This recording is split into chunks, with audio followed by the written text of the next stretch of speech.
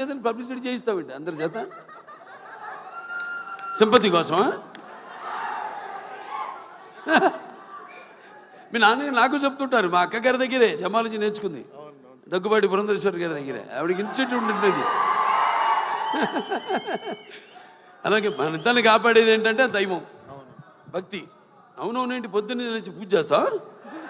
నేను 1.5-2 గంటలు చేస్తా పూజ, 3ంటికి లేచి. అదేలే, మిగతా అంతా అమ్మగారు నాన్నగారు మొక్కుంటానుగా, మా వాడు బాగుండాలని. సంతానాభివృద్ధికి దూరీ కృత్వా పిశాచార్తిం జీవైత్వ మృతం సుతం యో భూత భీష్ట సిద్ధ సన సంతతి వృద్ధి కుర్తు అంటాం. మావాడు ఉన్నాడు మోక్షు, వాడు రావాలి రేపు ఇండస్ట్రీకి. మోక్షకి వాడు మిమ్మల్ని అందరినీ ఇన్స్పిరేషన్ తీసుకోవాలి. నేను అంటా, నన్ను తీసుకోవద్దు ఎప్పుడు అంటాను. మీరు చాలామంది బాధపడచ్చు అభిమానులు, నన్ను ఎప్పుడు తీసుకోవద్దు. మీ తాతనే మీకు అన్ని ఎవ్వరు అక్కర్లని, కుర్రాళ్ళు తీసుకో, శిక్షణ తీసుకో, లేకపోతే ఒక మా గ్యాంగ్స్ ఉన్నారుగా, మీకు గ్యాంగ్ గోదావరి గ్యాంగ్ లాగా మన గ్యాంగ్ ఉంది కదా, అది వాళ్ళు మన గ్యాంగ్ లేలే. ఇది మన అడివిశేషు కానీ లేకపోతే ఈ సిద్ధు జొన్నలగడ్డ కానీ మన గ్యాంగ్ తీసుకోవాలి. ఇన్స్పిరేషన్గా తీసుకుంటే నేనున్నా, నీకు అందులో భయం లేదు. నేను 20 సంవత్సరాల ముందు ఆలోచిస్తుంటా, ఇప్పుడు మా నాన్నగారిలాగే. జనం అనుకునేదానికంటే ముందు, కోరుకునేదానికంటే ముందే.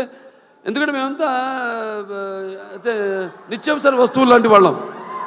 ఎలాగైతే మనం ఈ దైనందిన కళాపాలలో సతమతమవుతూ అన్న అవసరాలు పాతూ సినిమాను కూడా మనం ఎంచుకున్నాం ఒక అవసరంగా. మనం అంటే నిత్యావసర వస్తువులో మనం ఎప్పుడు కనబడుతూ ఉండాలి, ఏదో ఒక కొత్తదనం అందిస్తూ ఉండాలి. అదే నాన్నగారి దగ్గర నేను నేర్చుకుంది, అదే మా తమ్ముడు కూడా అన్న కూడా ఫాలో అవుతున్నాడు. అదే మా ఇంకో చిన్న ఉన్నాడు మోక్షు, రేపు అతను కూడా ఫాలో అవుతాడు అతను అని. సో ఎవరైనా ఏదైనా మారుతున్న కాలానికి అనుగుణంగా మనం ఇవ్వాలి. అలాగే ఈ సినిమా ఇంకెవరు, ఆనందరాజు గారు మిమ్మల్ని ఏదో ఒక సూపర్ మ్యాన్గా రమ్మన్నా గెటప్లో మీరేంటి ఇలా వచ్చారు? ఈ ప్రపంచంలో డ్రాయర్ పైన వేసుకునేది, ప్యాంటు మీద ఒక సూపర్ మ్యాన్